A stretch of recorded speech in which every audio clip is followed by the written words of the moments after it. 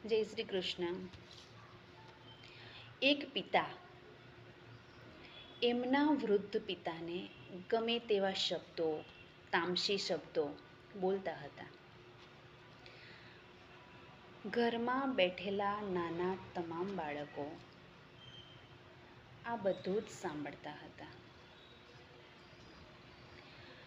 વર્ષો વીતી ગયા, નાના બાળકો મોટા થયા અને એવા જ શબ્દો એના પિતાને બોલવા માંડ્યા.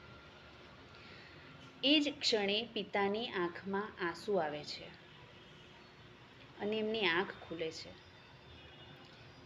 કે મારા બાળકોએ કંઈ નવું નથી કર્યું, મારું અનુકરણ જ કર્યું છે. માટે જ શ્રી કૃષ્ણ કહે છે કે કર્મનું ફળ ક્યારે અને કયા સ્વરૂપમાં આવશે એ નક્કી નથી કરી શકતા, પણ આવશે જરૂર.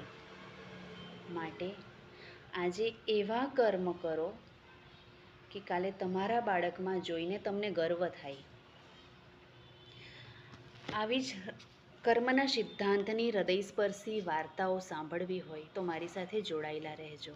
જય શ્રી કૃષ્ણ.